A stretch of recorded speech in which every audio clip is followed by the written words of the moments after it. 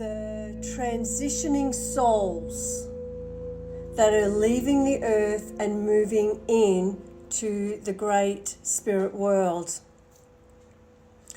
Now that's taking us into a time where they liken it to what was happening in the world around the time the world wars were going on.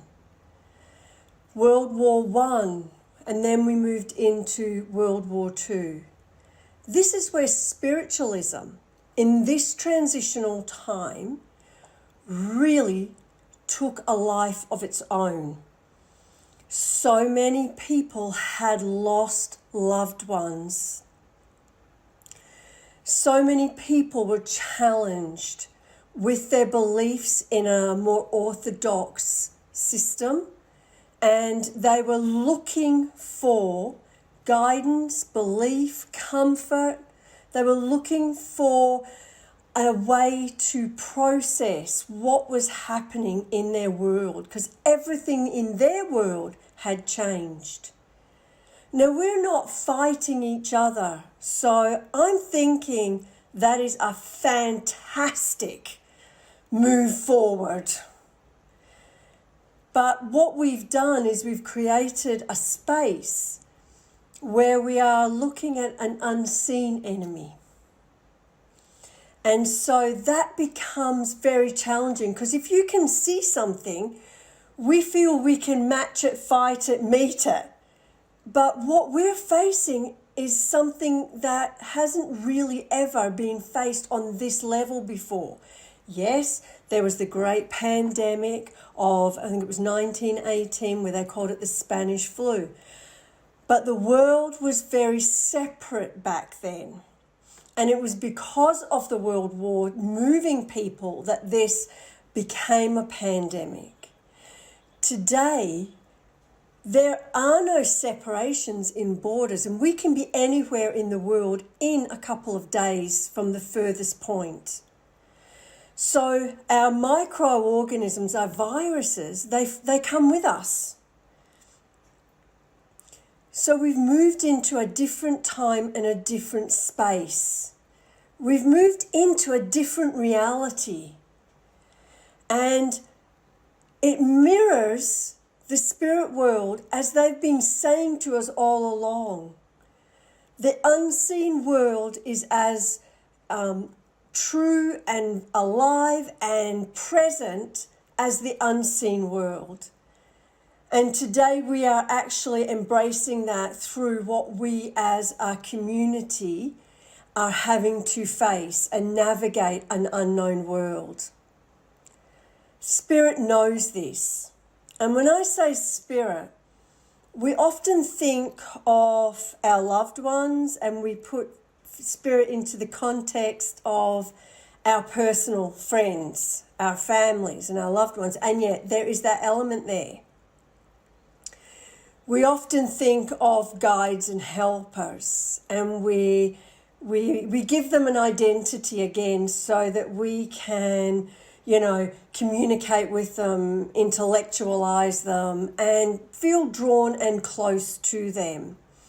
And so they let us do that. They present in ways that we can connect. But what I'm talking about is that next level out. It's the level that is formless. It goes beyond the individual connection into the formless essence of all of creation. And there is a great deal of high voltage energy that can be channeled. And it's like a channeling link down into our more personal connections. So I almost see it like a holographic 3D image where there is us, and mirroring us is our loved ones and the closer astral realms, moving in to that less tangible and the guide, the more enlightened beings, and moving out again into a higher vibration And each one is using that link to bring and channel and focus that energy down into a connection point that we on the earth plane can actually manage. Because if they sent it direct, could we handle that high voltage? It would be like sticking your finger in a PowerPoint. You might find your hair stands up on end. But spirit are there. Even if we can't see them, they're there. They're bringing this energy of it's okay, we're here, we're working with this on a collective level. And maybe, just maybe, what you're being asked to do is to take a breath of life, and inward reflect and get a bearing on where you stand on the earth. What's your connection point to the earth? We're seeing so many people coming together, and the paradox is we've never been further apart. And what we're learning is that the physical body has defined us, has hijacked our idea of who we are, has defined who the earth people feel they are. And maybe a positive, an absolutely magical moment in earth history is when we get to, through pain, yes, through challenge, yes, through suffering even, we get to experience what it is like to be more than just physically defined. Because we have to change how we communicate, how we interact. And we have Zoom today. We have the internet of things. But not one of them is tangible. Not one of those internet of things actually formulates a picture we can even comprehend until we run it through our devices, which is like our bodies, which is the image they showed me as it goes through and connects into us. But we're having to extend beyond who we are.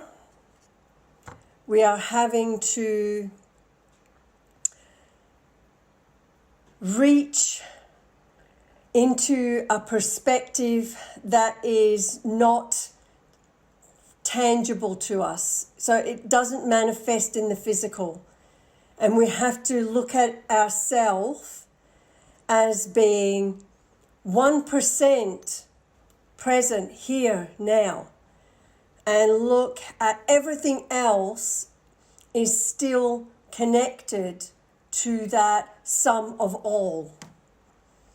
And so when we take it from a higher vantage point, we can understand that we can empower every person we meet, whether it is via virtual or phone, or however we do that today, or behind a mask. We can actually reach every person with that non-tangible part of us, and we can bring a higher understanding to each and every one, just with a smile, with a moment of loving them, with a moment of loving ourselves.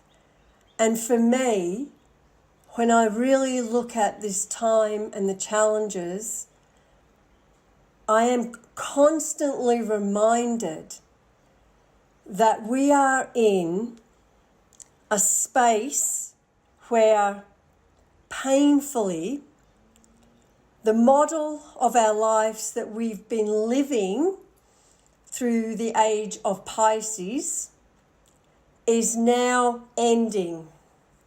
And as we move into that more Aquarian age, the new age, which has been going for quite some time, we're actually being asked to pull out of our cell tissue and out of our conscious minds and out of our limited perspective of what we are, and we are being pulled into a higher vibration. And if we can try to move with it instead of resisting it, which a lot of us are doing, and I get a sense that those who are leaving the earth plane, and they are leaving it en masse, it's to really bring our awareness into looking at what we value. It's about valuing what we are, who we are. And the age of Newton, gravity, the world in front of your eyes, the age of what I call the fossil age, fossil fuels. My father is one. And then you have the solar energy, and I see my children as a solar energy, and somewhere in between fossil and solar maybe I sit, I don't know. But we have an opportunity to change. So listening to all those trances, all those years, they kept saying over and over and over and over, you have to change how you are in the world, how you see the world. Our children into the future will not be taught physically in a classroom. They won't need the rote learning methods. They'll get it holographically, imagery. They'll bring it through them. They will be higher voltage. They'll get taught energy before matter. They will be able to understand I'm spirit first. Oh, not physical. That's the last thing on the page. Are we making a transition? And if we are, how exciting, and congratulations. Because all of the seekers who have been busting systems for generations as this in-between world has been trying to gel and formulate on the earth, this is the time which I think is actually going to be pivotal. And the question we should be asking is, where do we see ourselves in the future? Is that world a world where our children understand they are energy first? We can heal with a reflection inside and asking a guide, a spirit helper, to energetically come in and then see a doctor because they can give us a cut fixed or something that is physical in our body? Or do we want to continue with where we've been? And at the moment, that's the war. Because if you look at America, they are putting finances, money, and the old system of power before life. And humanity, we as human beings connected to divine source, and all of our animal friends, and all of our planet friends, and all of our earth friends, and I'm talking about grass, trees, all of the elements of the earth, they come first. And if we don't push our leaders to do this and to get up to speed on where we are shifting the paradigm, then we are in serious trouble, because this will be the beginning, not the end, of the unseen enemy. So we have a unique moment, and prayer is the most powerful tool you have in the universe, because there's not one prayer that does not move heaven and earth. And you have the power of the divine, and it is channeling through you. Pull it in, Get your collective unconsciousness all tuned in.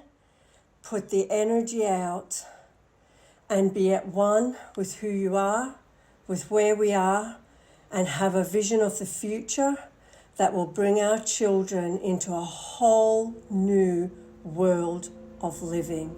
And I think my time is up, and I will leave you with that. God bless. Thank you.